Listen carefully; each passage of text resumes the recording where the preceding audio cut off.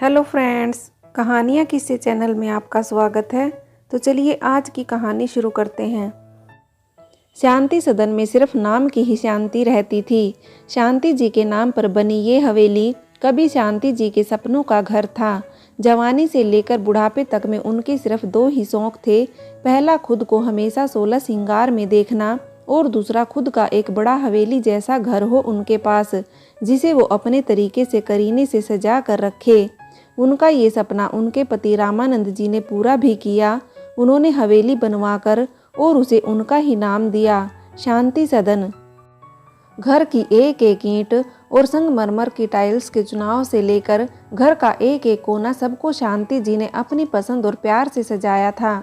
शांति जी के 3 बच्चे, 2 बेटे और बेटी, जिनको पढ़ा लिखवाकर दोनों पति पत्नी ने योग्य और आत्मनिर्भर बनाया था।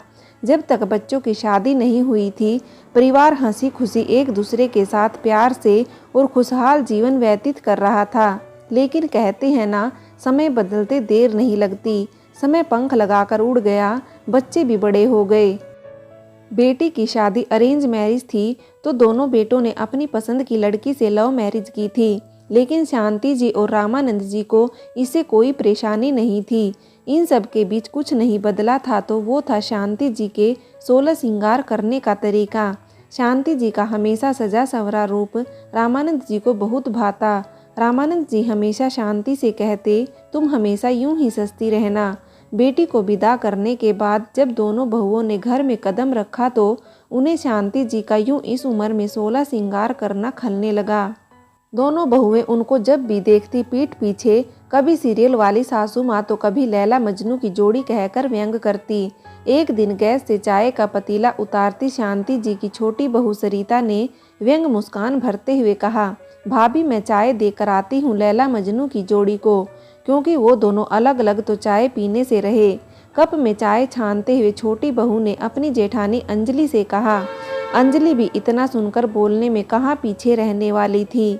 उसने तुरंत मौके का फ़ायदा उठाते हुए कहा, हाँ भाई, अपनी ऐसी किस्मत कहाँ है कि हम 16 श्रृंगार करके बैठ जाएं, और उसमें भी सबसे महान हमारे पति देव लोग, जो कम से कम अपने बाप से ही कुछ सीख लेते। बाबूजी रोज़ सुबह सुबह जाकर बाजार से ताज़ा मोगरे के फूलों का गजरा लाकर माँ जी को अपने हाथों से लगाते हैं और साथ में चाय पीते हैं। क्या मजाल जो कभी छूट जाए। बुढ़ापे में दोनों लोग सठिया गए हैं। अब राम नाम जपने की उम्र है उनकी, लेकिन अभी भी वही जवानी वाले शादीशुदा जोड़ों के मिजाज हैं। अरे अब ये सब अच्छा थोड़े ना लगता है, लेकिन समझाए कौन। भाभी मुझे तो लगता है ये प्रेम के महीने में वैलेंटाइन डे के दिन माँ बाबूजी की हुई शादी का असर है। वरना आप ही सोचो, प्रेम विवाह हमारा हुआ और प्रेमी प्रेमिका की तरह हमारे सास ससुर एक दूसरे के साथ व्यवहार करते हैं। सरिता ने व्यंग्यात्मक मुस्कान के साथ अपनी जेठानी से कहा।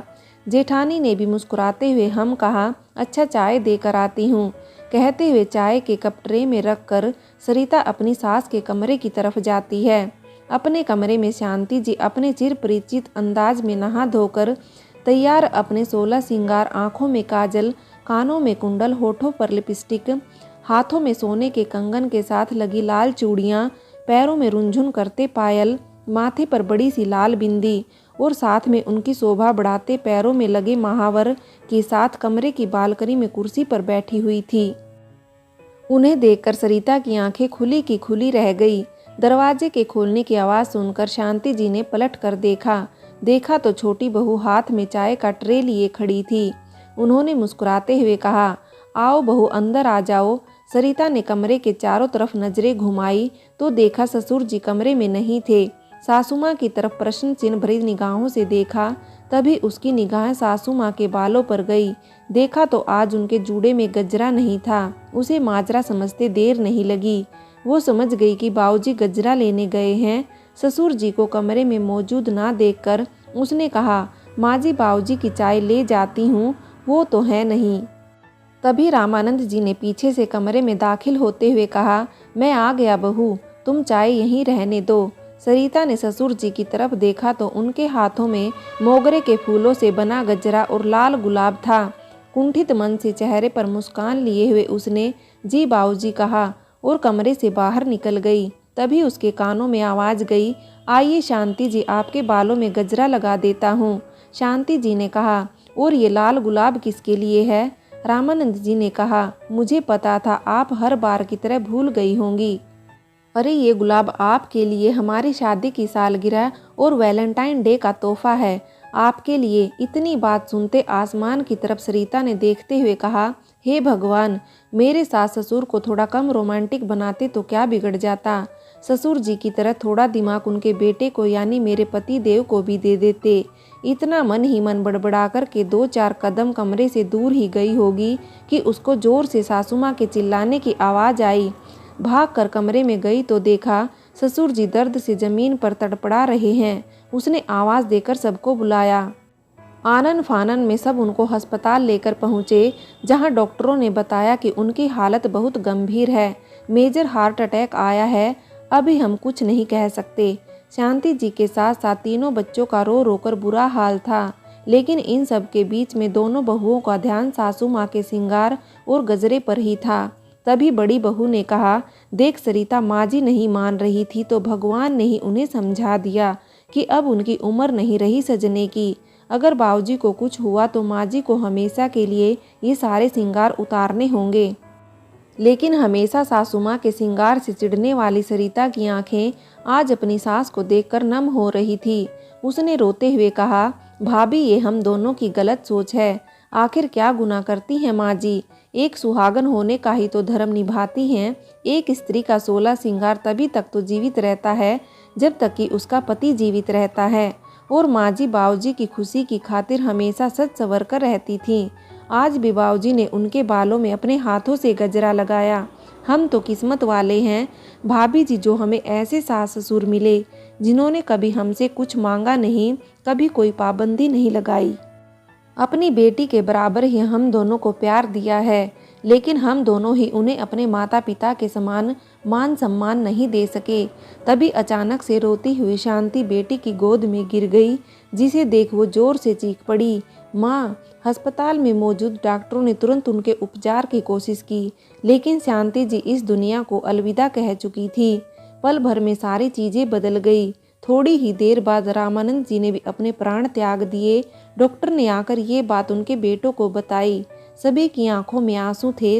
मृत सैया पर पड़े शांति जी और रामानंद जी को देखकर सब रो रहे थे, और वहाँ मौजूद औरतें उनके 16 श्रृंगार को निहार रही थी और कह रही थी, बड़ी भाग्यशाली थी शांति बहन, जो सुहागन इस दुनिया से गई। बेटी चीख चीख कर रो रही थी, माँ पापा, आप दोनों यूं हमें अकेला छोड़कर क्यों चले गए? तभी वहाँ मौजूद औरतों ने समझाया कि अब अंतिम क्रियाक्रम करना है। आज दोनों बहुएं जो उनके 16 श्रृंगार को देखते चिढ़ जाती थी, आज दोनों मन ही मन उनके मृत शरीर से कह रही थी कि माँ, हमें माफ़ कर दीजिए, हमसे बहुत बड़ी गलती हो गई। जो समय रहते हम आपको नहीं समझ पाए, लेकिन आप चिंता मत कीजिएगा, आज हम आपका वैसे ही 16 श्रृंगार करेंगे जैसे आप हमेशा करती थी। आखिर आप पुनः नया चोला जो पहनने जा रही हैं। आज उन दोनों को देखकर ऐसा प्रतीत हो रहा था जैसे नई नवेली दुल्हन ने अपने दूल्हे को सामने देखकर के शर्माते हुए आंखें बंद कर ली हो। चेहरे पर किसी भी दर्द का कहीं नामो निशान नहीं था। सकून और प्यारी सी मुस्कान से दोनों पति पत्नी का चेहरा खिल रहा था। उन्हें देखकर ऐसा लग रहा था जैसे शायद वो कह रही हों, सुनो जी, जिन हाथों को पकड़कर मैंने अपने नए जीवन की शुरुआत 16 श्रृंगार से की थी, उसे मैंने अपनी आखिरी सांस तक जिया है। हमने जो एक दूसरे के हरदम साथ देने और हमेशा साथ रहने की कस्में खाई थी, उसे मरते दम तक निभाया है। आखिरी तक ईश्वर ने शांति जी और रामानंद जी के आखिरी ख्वाहिश 16 श्रृंगार को जीवित रखा, जो उनके साथ ही पंच तत्व में विलीन हुआ, और उनका प्रेम इस प्रेम के महीने में ही अमर प्रेम मिसाल कायम कर गया। कहानी का उद्देश्य सिर्फ इतना है कि हमारे समाज में आज भी अधिकतर घरों में बुजुर्ग महिलाओं के श्रृंगार करने पर आपत्ति जताई जाती है। लोग उन औरतों को तमाम तरह के व्यंग करते हुए कभी बूढ़ी घोड़ी लाल लगाम तो कभी उनको सठिया गया हुआ और भी न जाने क्या क्या कह देते हैं, जो कि पूर्णतया अनुचित है।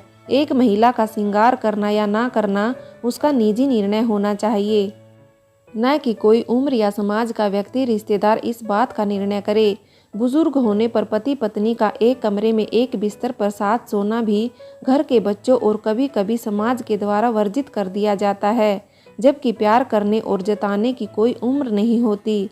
प्यार सिर्फ दो तन का नहीं, दो आत्माओं का मिलन होता है। उसे हमेशा हे दृष्टि से देखना गलत है।